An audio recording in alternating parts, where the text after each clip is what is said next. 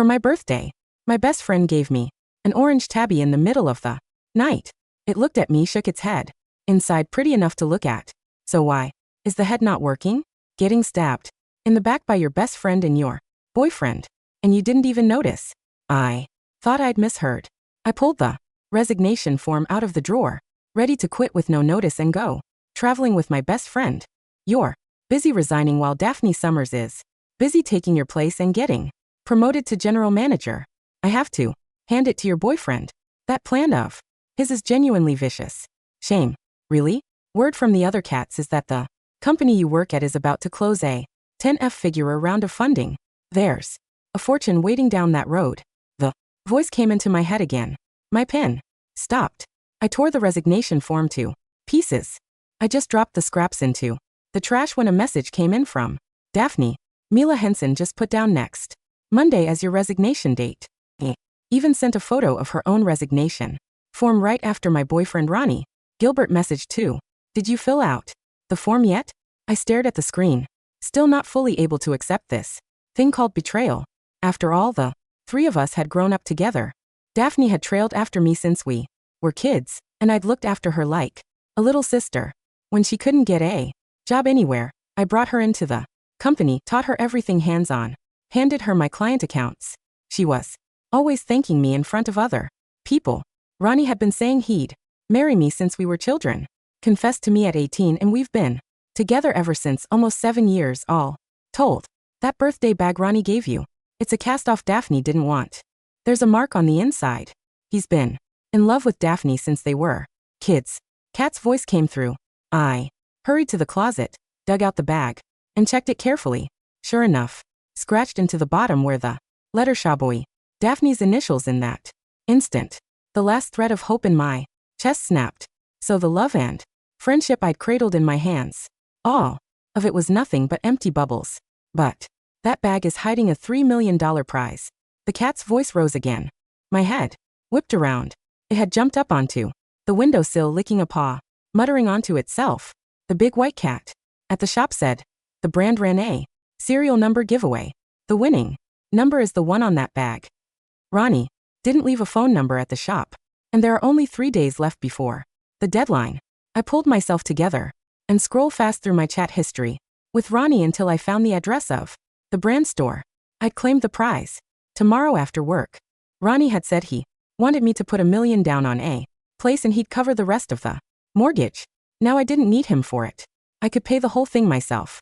Then, all at once, Ronnie called Ma. Are you asleep? Why aren't you answering my and Daphne's messages? Did you finish the resignation form? Daphne says, Hawaii is amazing. I've already booked our tickets for next week, so don't you dare back out. Listening to Daphne again. He'd explained it to me himself once. We're a couple Daphnes all on her own, so we should take extra care of her. Give her some slack. I trusted them both, so I'd never thought twice about any of it. All done. I was just in the shower. I answered offhandedly. Good. We can finally make our childhood dream come true and see the world together. Ronnie laughed. Get some sleep. Love you. Forever. Love you for 10,000 years. His voice was as gentle as ever, like he was soothing a baby. Once upon a time, hearing those late-night, sweet nothings would have warmed me through and through. Now it just made me sick to my stomach. Starting today, I wouldn't waste one more scrap of time or energy on rotten love and rotten friendship. The next day, I set out half an hour earlier than usual, and I'd barely park the car when I spotted two familiar figures. Ronnie bent to press a soft kiss to Daphne's forehead, doing as he murmured, You worked so hard last night. When do I not work hard? You're like a wolf, like you want to devour me. Oh. Daphne let out a coy little laugh. My hand curled into a fist. So, they've been tangled up together every single night. By the way, tricking Ma into quitting like this, isn't it kind of awful? Daphne asked. Every man for himself, or heaven and earth will strike you down. Besides, Ma's tough. He'll just find another job. And she's sentimental. She won't blame you. Ronnie chuckled, then added, Once we're married, I'm going to use her money to keep you comfortable. To the hair on my arm stood on end. This was the man who'd sworn over and over he'd love me for the rest of his life. More venomous than a snake. Thank God for the cats. Warning in my head. None of it was too late.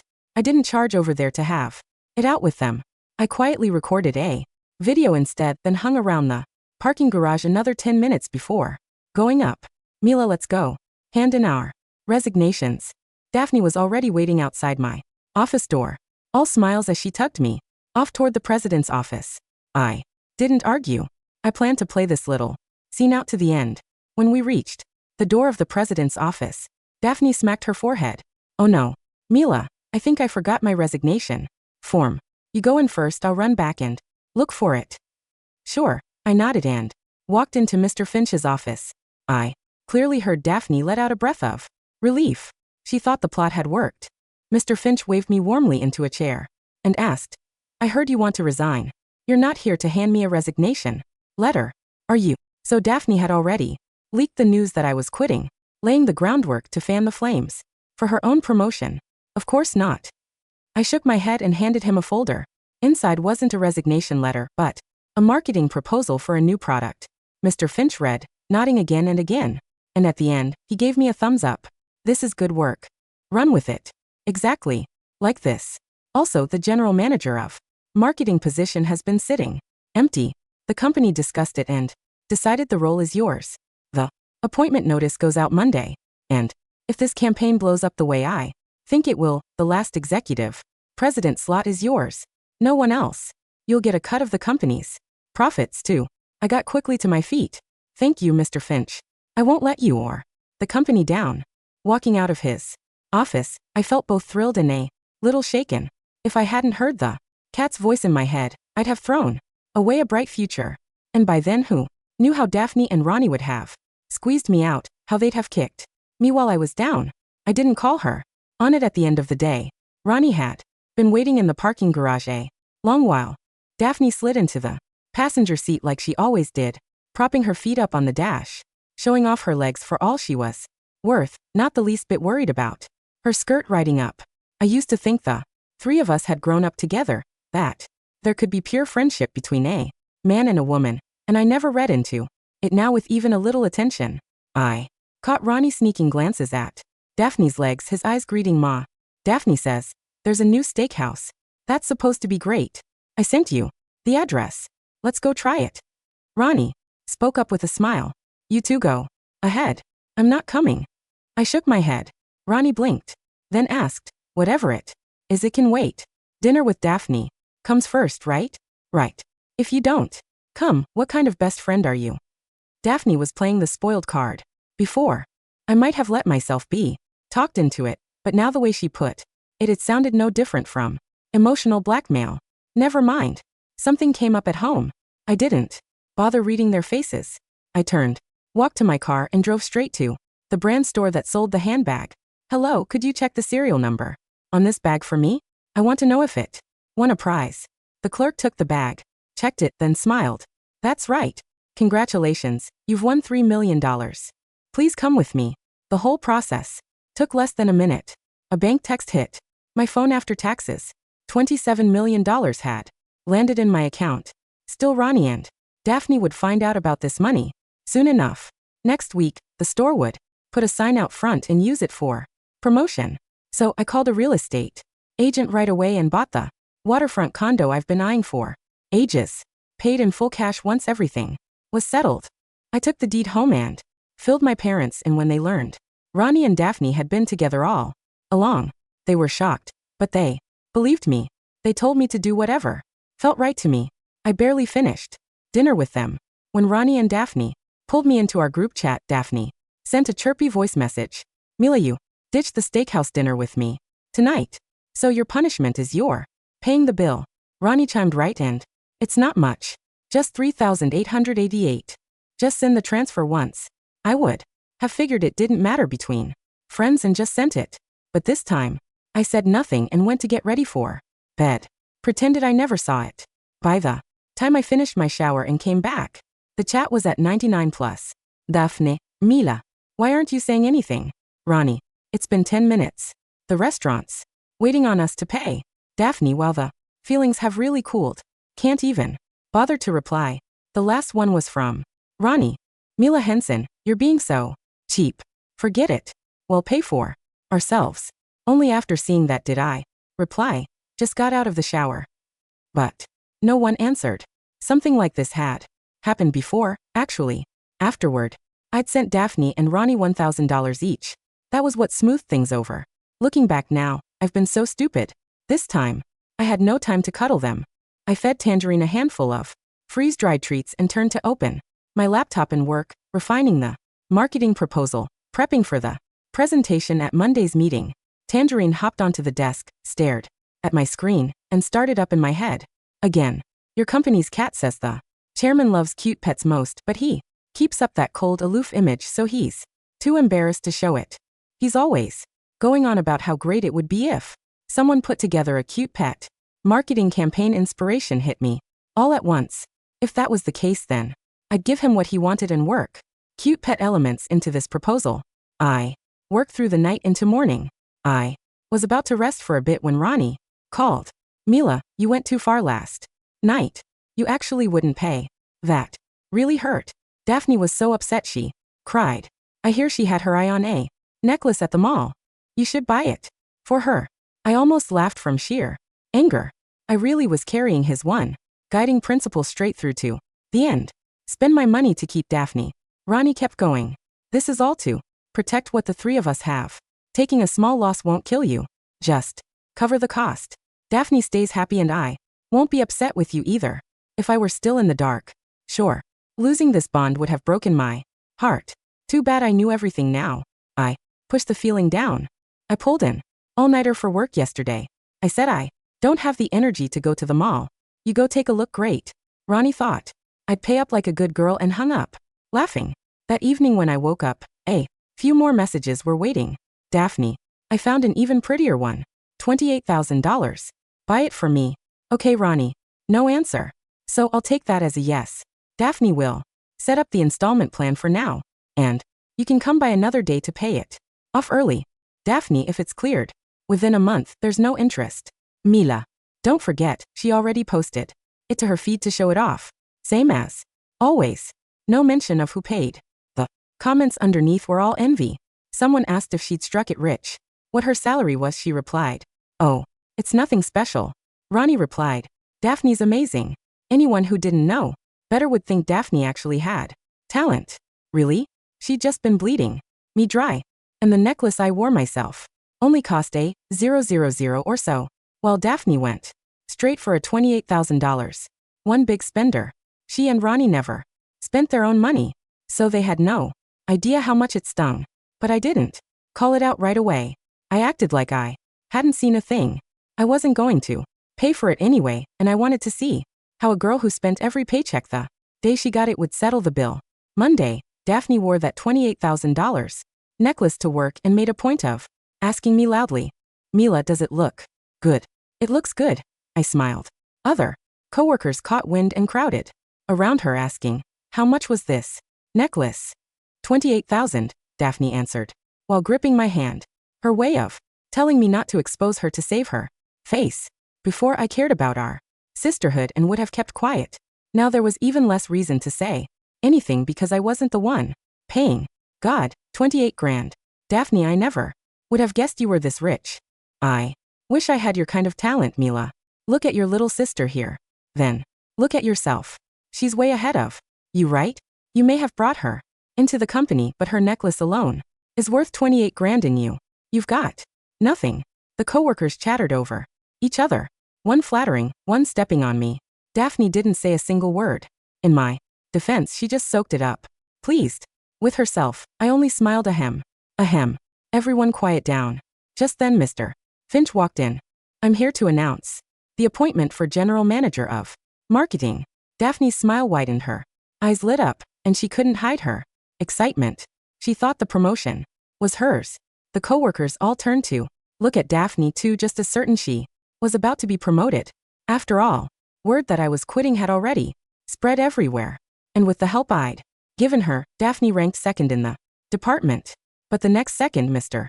Finch looked at me and said, effective today, Ma Henson is promoted to general manager of marketing. In that instant, Daphne's smile froze and her head snapped around to stare at me. Nothing but shock in her eyes. The silence in the open-plan marketing bay was so thick it felt physical. Daphne's hands, which had been locked around mine in that tight, performative show of sisterhood, went entirely cold. Her fingers stiffened, then slowly slipped away from my skin, leaving behind small, pale marks where her nails had pressed in. "Mila," she stammered, her voice cracking as it lost its high, sweet pitch. "Mr. Finch, I think there's been a mistake. Mila is planning to resign. She's already booked her tickets to go abroad next week. She's not staying." The co-workers who had been loudly stepping on me only seconds ago, the ones who had been calling me a nothing compared to Daphne's $28,000 necklace, instantly went quiet.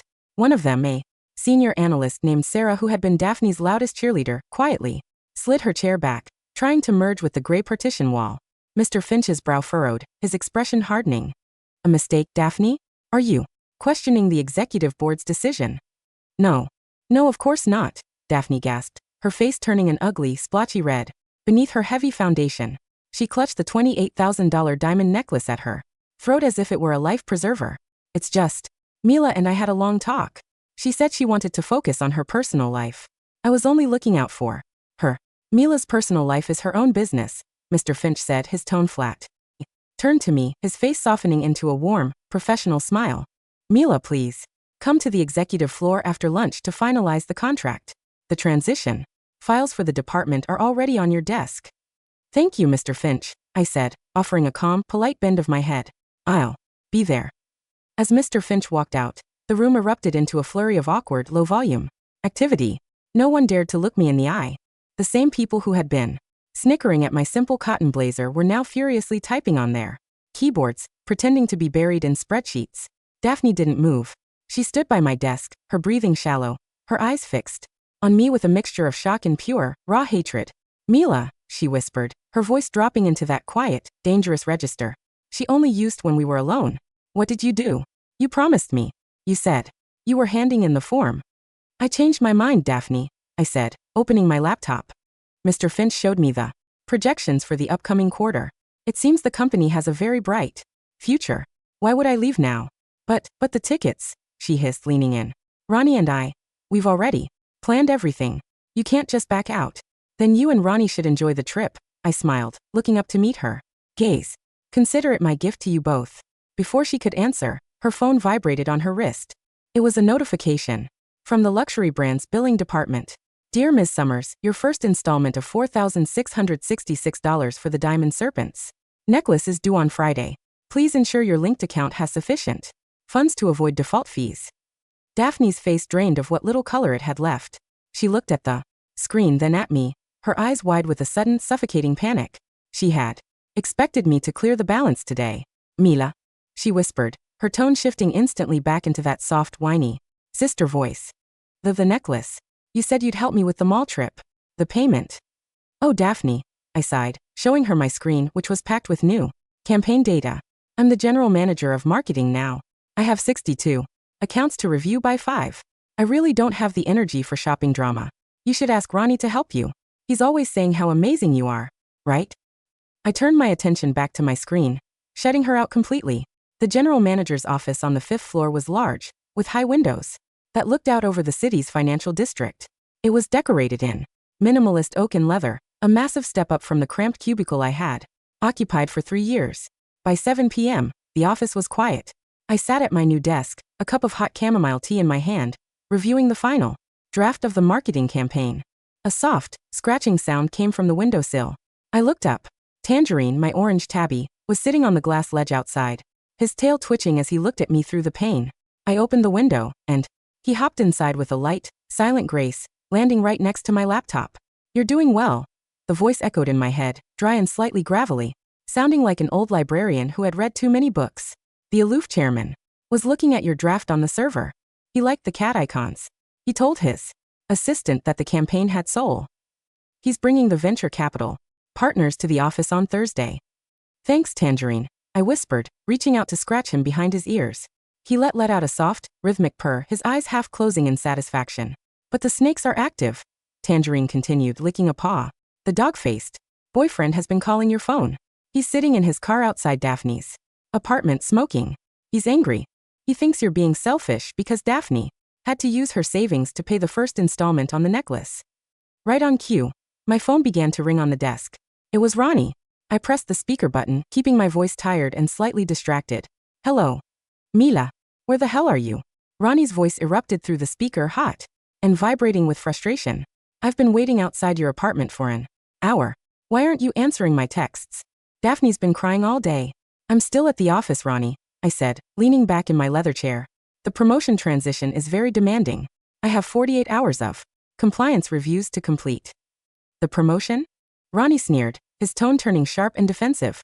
Mila, how could you do that to Daphne? She's your best friend. She's been working so hard for that GM spot, and you just snatched it from her. You lied to us about the resignation. I didn't snatch anything, Ronnie, I said, my voice dead and cold. The board chose me because of my performance metrics. If Daphne wanted the position, she should have spent less time showing off her legs in your passenger seat and more time on her client accounts. A long, suffocating silence fell over the line. What is that supposed to mean? Ronnie stammered, his voice losing its aggressive resonance. It means I'm busy, Ronnie, I said. And as for Daphne's tears? Tell her that $28,000 necklace she posted to her feed should keep her warm. Good night. I hung up before he could answer. Good, Tangerine muttered, curling up on the leather surface of the desk. The white cat at the boutique says the store manager just posted the winning serial number on their digital marquee. The neighborhood is already talking. They'll know by morning. The morning sun was hot, baking the glass walls of the corporate park as I pulled my sedan into the executive garage. I had barely stepped out of the vehicle when two figures rushed out from the shadow of the concrete pillars, blocking my path to the elevator. Ronnie was wearing his usual tailored suit, but his tie was askew, his eyes wide and bloodshot as if he hadn't slept. Beside him stood Daphne, her makeup smudged, her hands shaking as she clutched a glossy designer shopping bag, the very same bag Ronnie had given me for my birthday. Mila. Ronnie cried, his voice carrying a frantic, greedy edge that made my skin crawl. He reached out to grab my arm, but I stepped back, my heels clicking sharply against the concrete. The bag. The one I gave you for your birthday. Where is it? The bag. I asked, my expression entirely neutral. I left it in my closet. Why? Give it back, Daphne shrieked, her voice pitching high and frantic. Mila. That bag belongs to me. Ronnie bought it for me first. It has my initials on the lining. You have no right to keep it. Oh, I said, a faint, cold smile touching my lips. So you're admitting that my birthday gift was just a cast-off that Daphne didn't want? It's not like that, Mila. Ronnie stammered, his sweat dripping onto his collar, as his eyes locked onto mine. It was a misunderstanding. I gave you the wrong box by accident. I'll buy you a brand new one today. A better one. Just give me that bag back. Now. I can't do that, Ronnie, I said, slinging my purse over my shoulder. Because I've already claimed the prize. The garage went dead silent. Daphne's mouth opened, but no sound came out. She stared at me, her eyes wide, wild with a sudden, crushing realization of what she had thrown away. You claimed it? She whispered, her voice cracking. The 3 million. 2.7 million after taxes, I corrected, my tone as casual as if I were discussing the weekly lunch menu. I've already purchased the waterfront condo on the South Bay, paid in full cash.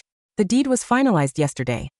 Mila, that's my money, Ronnie screamed, his composure completely shattering as he lunged toward me, his hands reaching for my collar. I bought the ticket. I bought the bag. The law says the purchaser owns the property. The law says a gift, once delivered and accepted without conditions, constitutes a permanent transfer of ownership, Ronnie. A calm, deep voice cut through the garage.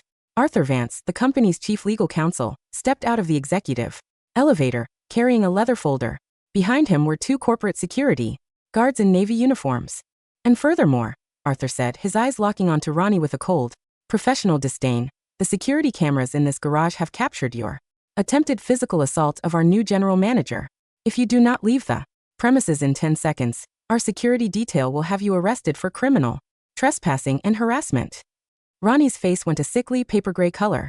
He looked at the security guards, then at Arthur, and finally at me. Me. Please, he sobbed, his voice dropping into a desperate hollow whisper.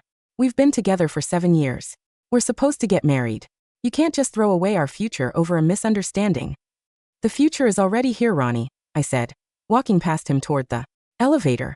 And you're not in it. The Thursday board meeting was the most important event of the fiscal year.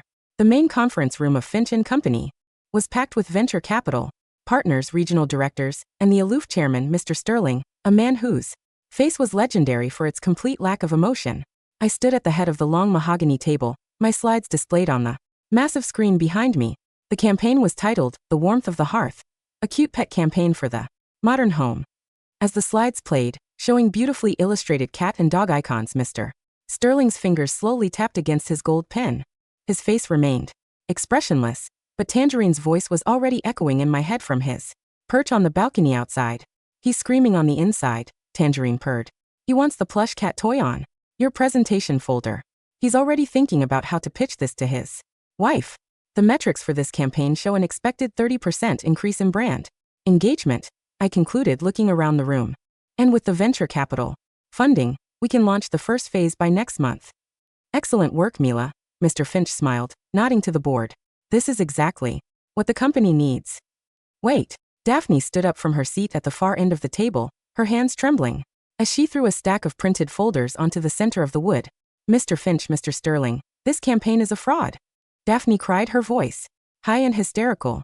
Mila didn't write this proposal. She stole it. I siphoned the design concepts from my personal drive last week. I have the original timestamps to prove it. The board members gasped, several of them looking between Daphne and me in shock. Daphne, Mr. Finch warned, his expression tensing. This is a serious accusation. I have the proof. Daphne shrieked, pointing a finger at me. The user logs show Mila's account accessed my files on Tuesday night. She's been siphoning my work because she knew she wasn't competent enough for the GM spot. I didn't panic. I slowly opened my own folder and pulled out a clean blue document. Mr. Finch, I said, my voice calm and clear. The files Daphne is referring to were indeed accessed by my account. But they weren't design concepts. They were the billing ledgers for our primary logistics vendor. I slid the document toward Mr. Sterling. Over the last 6 months, Daphne Summers has authorized over $80,000 of promotional expenditures to a shell company registered under the name Summers Consulting, a company with a single registered director, Daphne Summers. The room went dead silent.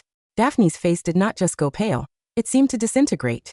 Her perfect, manicured fingers clutched the edge of the table as she stared at the document in Mr. Sterling's hand. And as for the plagiarism, I continued, pointing to the screen. The illustrated cat icons were designed by my parents' digital studio last month, and the copyrights were registered in my name 3 weeks ago. Daphne's original timestamps are for a series of empty folders she created on Tuesday night after she saw my promotion notice. Mr. Sterling slowly closed the folder, his sharp gray eyes locking onto Daphne. Ms. Summers, Mr. Sterling said, his voice flat but carrying the force of a hammer blow. The Miller Group's compliance team will be reviewing your personal accounts by morning. And the police? Well, I believe the fraud division is already waiting downstairs. No, please, Daphne cried, running toward Mr. Finch, but the security guards immediately stepped forward, grabbing her arms and dragging her out of the room. Her screams echoed down the carpeted hallway until the heavy glass doors clicked shut. The waterfront condo was quiet in the evening. The salt wind off the bay was cold, but it felt clean against my skin, washing away the last traces of the office dust and the stale, rotten memories of the past 7 years. I sat on the wooden deck of my new home, a cup of hot tea in my hand, watching the yellow lights of the city slowly blink on in the dark. Tangerine hopped up onto the railing beside me, his tail twitching as he looked out at the endless blue of the ocean. The dog-faced boyfriend called his mom today, Tangerine murmured, licking his paw.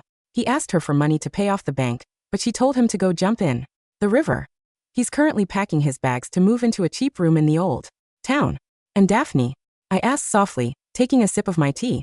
The lawyers finalized the civil suit this afternoon, Tangerine said, his purr deep and satisfying. She's facing 3 years for corporate embezzlement and credit fraud. The jewelry store took the $28,000 necklace back, but she still owes the default interest. I looked at the water, and for the first time in 7 years I realized my chest felt completely light, completely quiet, and finally beautifully free.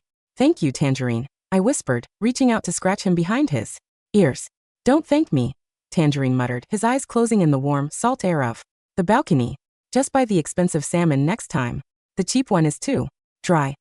I laughed, a real genuine laugh that echoed over the quiet water, and watched the sun sink below the horizon, leaving a wide, golden path across our new life together.